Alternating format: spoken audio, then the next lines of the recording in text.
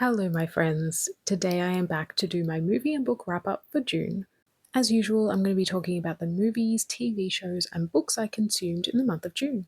So, without further ado, let's get into it. So, the first movie that I watched in the month of June was Memoir of a Snail. This is a stop motion movie about a woman that struggles to find her confidence after life has dealt her some pretty hard blows.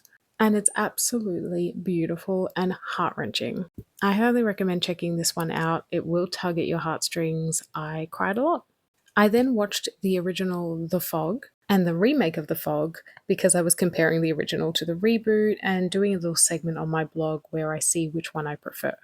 And spoiler alert, I kind of like them both the same amount. They have different things to offer, but the story itself isn't one that I'm particularly attached to. It is about a cursed coastal town that is built on secrets and revenge. I then went to the cinemas and saw Dangerous Animals, which is definitely going to be one of my favorite horror movies of the year. This movie is set only a few hours away from where I live, and it's about a serial killer who targets out of towners and feeds them to sharks. The acting in this movie is phenomenal, especially from the lead serial killer. And I just think that this is a really great, original, enjoyable movie to watch. I can see everybody getting something out of it. I then watched The Surfer, which came out on Stan mid month. This movie stars Nicolas Cage and it was also filmed in Australia. I watched a lot of Australian movies this month. This is about a man who wants to re-buy his childhood home that is overlooking a beach in Perth. However, there is this gang on the beach that refuse to let him surf there, and he slowly starts to lose his mind, and you can't tell whether it is him losing his faculties or whether he is being gaslit into doing so. And honestly, I was kind of disappointed and let down by this one. I thought it would go somewhere much deeper than it did. By the time we got to the reveal, I was like, oh, that's it. It's a shame because I was really looking forward to seeing this one, and I really like Nicolas Cage, but I just think that this movie took too long to get where it was going, and then when we got there, it was unsatisfying. I then watched 28 Weeks Later in preparation for 28 Years Later, which I'll get to in a moment. I saw 28 Days Later not that long ago, so I didn't feel like I needed to rewatch it, but I had never seen 28 Weeks Later. And honestly, it's fine. I don't think it deserves the amount of bad reviews it gets. Like, yes, it's not really new or original or anything super exciting or memorable, but I think it's got some really solid kills and a pretty decent story. So then, of course, I went to see 28 Years Later at the cinema and I absolutely loved it. This is my favorite in the franchise so far. It has so much surprising heart and depth. Like, I was crying. And I just think the performances from Ralph Fiennes and Jodie Comer were unbelievable. They really were the standouts in this film.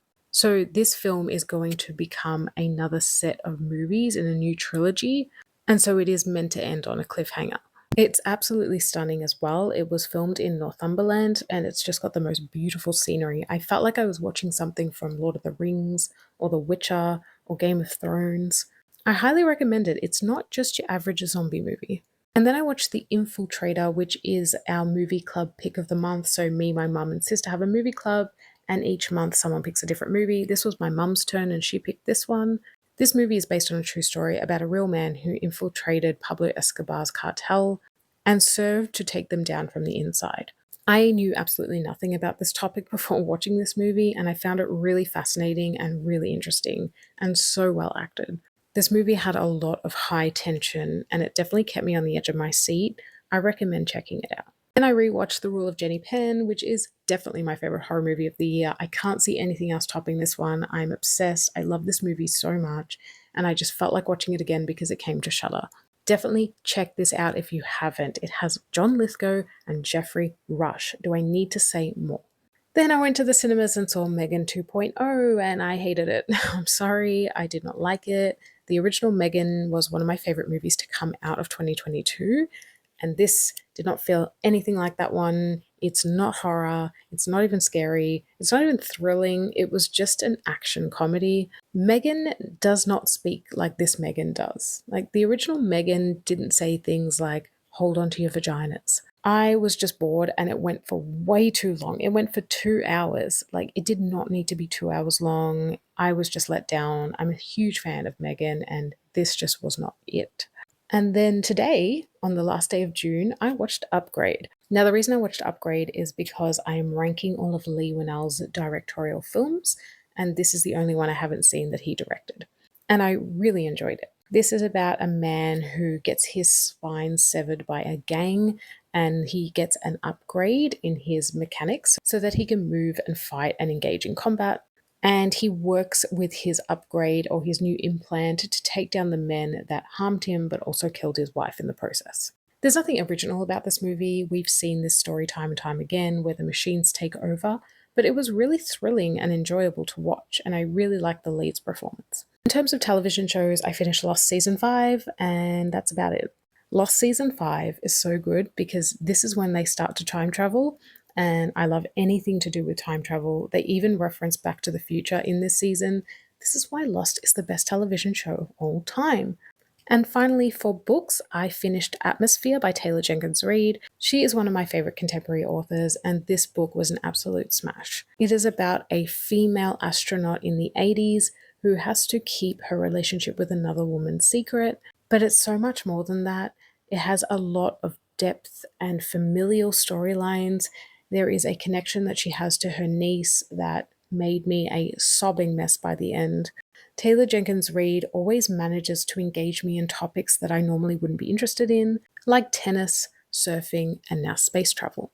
And I really recommend this one. The last 100 pages had me a complete and total emotional wreck. And then I finished Riley Sager's latest book, With a Vengeance, and this was really fun. It's been getting a lot of negative reviews, and I don't understand why. If you're a fan of Agatha Christie, you will love this one. It gives me Murder on the Orient Express vibes. It's about a woman who invites a group of people onto a train that is speeding towards Chicago, and you find out that these people orchestrated a plan to take down her family, and she is getting her revenge because when the train reaches Chicago, they will all be arrested and in jail for life. But of course, along the train trip, people start dying one by one, and there's definitely somebody behind it that isn't her.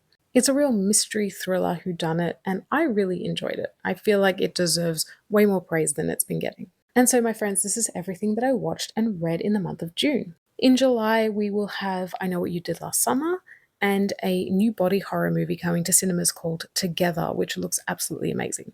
I cannot wait to consume even more horror. So, my friends, let me know what you watched and what you read this month, and I'll be back very soon with another video.